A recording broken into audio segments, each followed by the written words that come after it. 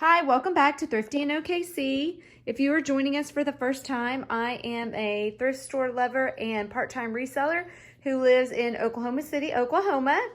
I like to do haul videos and every once in a while throw out some tips. So welcome, and I hope you like what you see.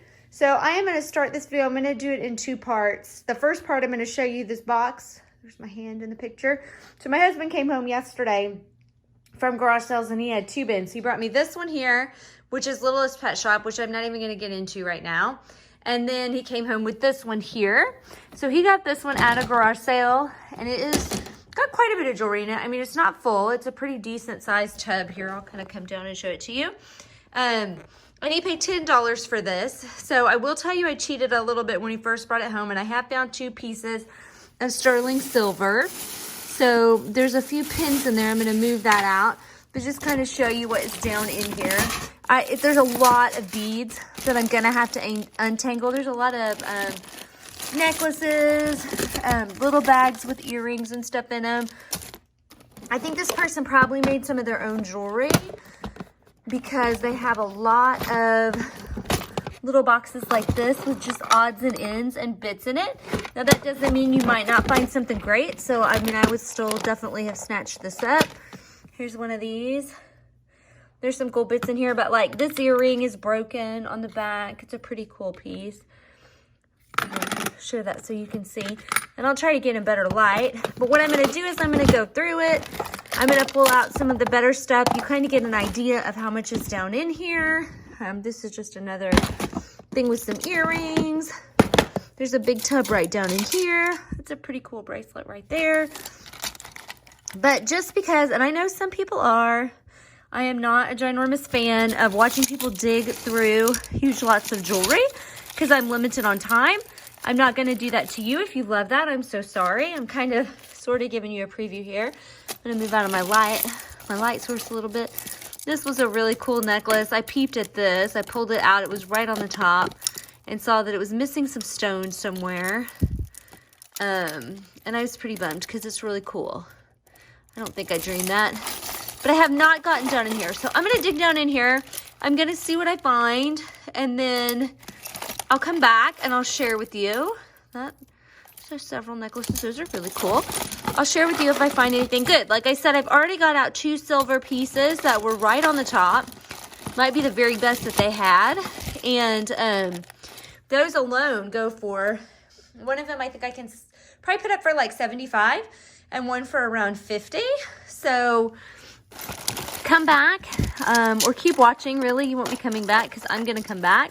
Keep watching and let's see if I find anything else that might be super cool or valuable. So $10, money's already been made back. I do have on my Lucky Jack Skellington slippers, and I'm gonna go see what I can find, and then I'll do a little bit of a haul video for you. Okay, so I went through my box, and that is like the most random box of jewelry that I probably have ever gone through. It was just all kinds of different styles of stuff, which is interesting because it makes me wonder what kind of person that belonged to. Again, my husband got it at a garage sale for $10 for all of it, and I definitely can get my $10 out of the box. I found a few pieces, and I'm going to show you that I'm going to keep. Because I did find, I told you, two pieces of silver right out of the gate, I was not concerned about making my money back. Obviously it was $10, but I already knew that I had plenty to make my money back. So I was really choosy in what I picked out and kept. I feel like there are a couple bags I'm not going to show you of just like plastic 80s basic solid color earrings that I will probably lot up. Probably like 25 pair of those. So I'll probably lot those up and somebody will want them. And then the rest of this was just stuff that I liked or was marked. Not all in the best condition, but in good condition. Good enough that I feel like I can sell it instead of trash it. So the first thing I'm going to show you, it's really not that exciting, but are just these two little vintage Christmas pins. So I lot up my Christmas pins when I sell them, unless I just have one that's really valuable. by itself, and I already have a bin. I keep a Tupperware of them, and when the Tupperware gets full, I put them all together. I do mix and match them. Like, I don't necessarily have all 1950s or all gold tone. I usually just put a hodgepodge in and say a lot of Christmas brooches. And depending on, you know, how many there are, I can get 20, 30 bucks out of them. As we get closer to Christmas, obviously a little bit more. This zebra bracelet was in there. I feel like I've shown one of these in an elephant shape that maybe was not painted, but I've seen these before. I still think it's a really cute little design. If it were smaller, I would keep it. I have little bitty wrists, so I kept that. I feel like somebody will make good use out of that. She had a few turtle pieces. This one I did not notice. It's got a little chip right there, so that one might go. But it was cute. I don't think it was stamped. I did notice some on the back, but I don't worry as much about damage on the back. This was really cute. It was not marked, but it's got a little damage on the toe. But I might lot that one up with a brooch lot. Again, I do that a lot with brooches. I'm setting those on the table as we go through. Here's another one I thought I might put in a lot. Somebody will like that. Little cowboy boot. It's pretty cute. Again, I didn't see a maker's mark on it, but it's actually in pretty nice shape. She had a pair of little turtle hoop earrings that were really cute that had a lot of wear. They were just a metal, but they had a patent pending 1968 on them, so I don't know if those are from 1968, but there was, again, a really wide variety of jewelry. I really love this. This does have a little bit of wear and tear on it, but it does have the Japan marking on the back. And I just thought this was a really great necklace, even with a little bit of discoloration that's on the cat's faces. So I kept that and pulled that one out. I thought these were really interesting stones. They're got kind of a rainbow. This is a Sarah Coventry. You guys, pardon my nails. I know they do not look clean. And I dug through that box of jewelry, which if you dig through jewelry, you know makes your hands nasty. So this one is marked with the Sarah Coventry mark, but the stones are just cool. I mean, obviously, I don't think they're like natural found stones, but I still thought that was a nice bracelet. I do not keep a ton of Sarah Coventry.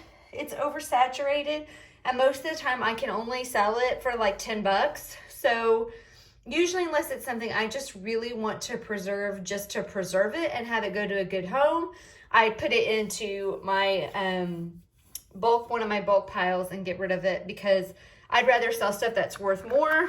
I mean, it takes the same amount of time to list a $10 piece of jewelry as it does to list a $50 piece of jewelry. So you always hear me say use your time wisely. Then I got these little earrings here. These I may keep. I think the little beads here are silver. I have not tested them. It's just a guess. The hook is not silver for sure. It is magnetic. So I figure I might keep those, and I don't know how easy. The hook looks kind of nasty, so I don't know that I'd resell them.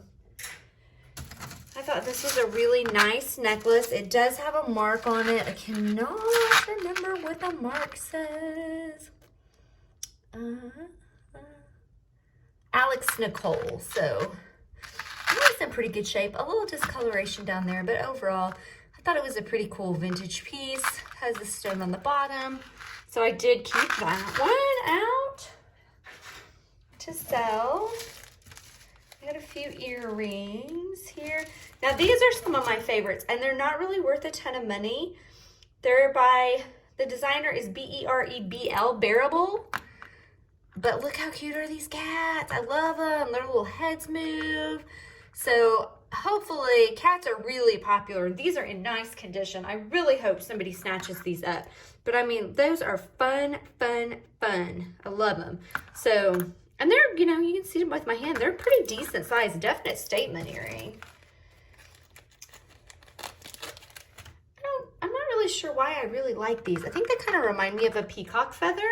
So I thought those were really pretty colors right there, the threads. So I kept those. No maker's mark. Those I might keep for myself. Not decided on that yet. I did get these little cloisonne look earrings, and I thought those were pretty nice. They do have some verdigris on the back. I'm going to soak them in vinegar. So if you have something that has verdigris on it, soak it in vinegar, and usually that will take care of the verdigris. You don't want to store it with other jewelry because it can spread, for those of you who are new to jewelry. So I also had these little Betty boops, and these are marked, I think, KFS on the back.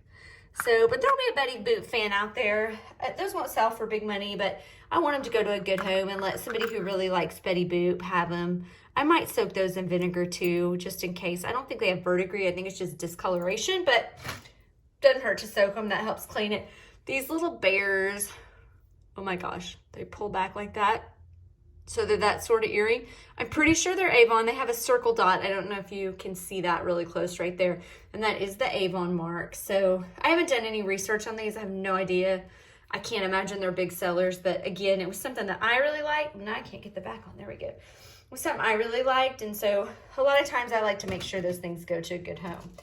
Now this was a really interesting piece. This was at the very bottom. And just to set it down, it's a lucite, I believe, and it is stamped on the back by, it's Leah Stein, Paris. And of course, anything that's got Paris or Italy, I always want to look up on there.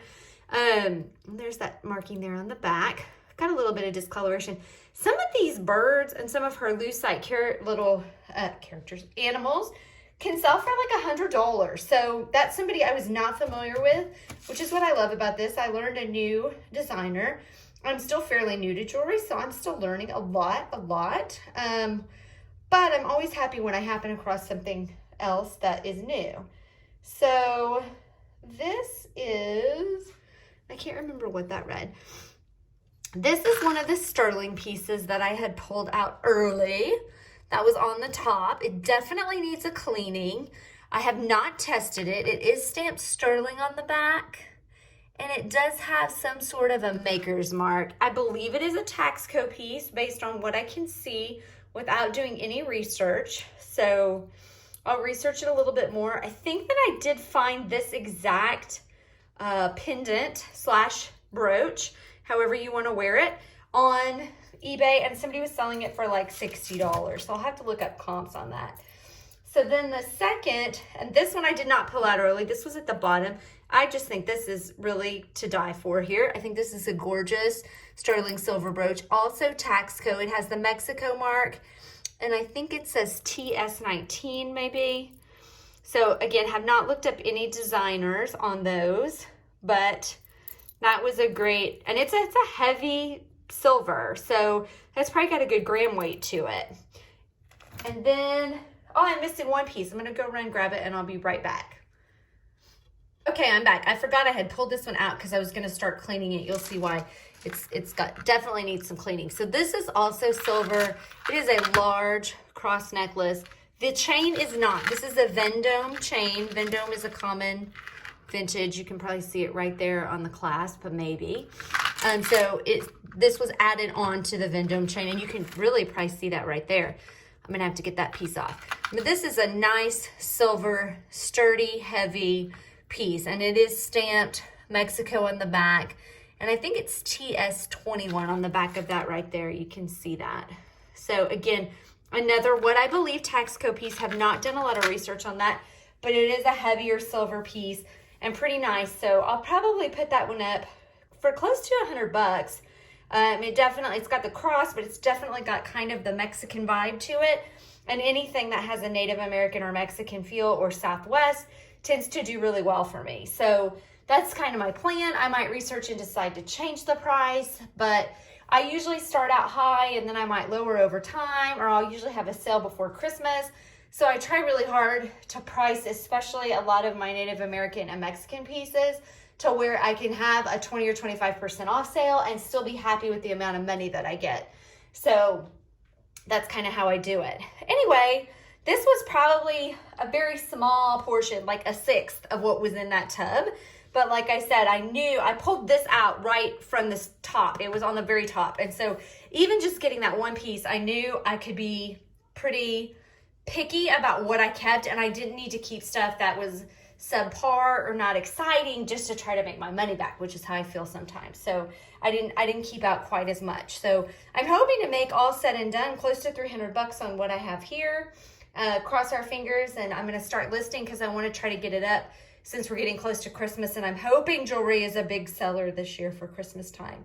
If you liked what you saw, please, please, please subscribe. I'm definitely trying to grow my channel, and leave a comment down below. Every subscription, every like, every comment really helps me grow my channel a little bit more. If you'd like to see something different, or you think there's a way I could have done something different, please let me know. And again, if you know anything about any of the pieces of jewelry, feel free to leave that in the comments down below. I am still new, and I'm always anxious to learn as much as I can about reselling jewelry. Thanks so much for watching, and we'll see you next time. Have a great one. Bye.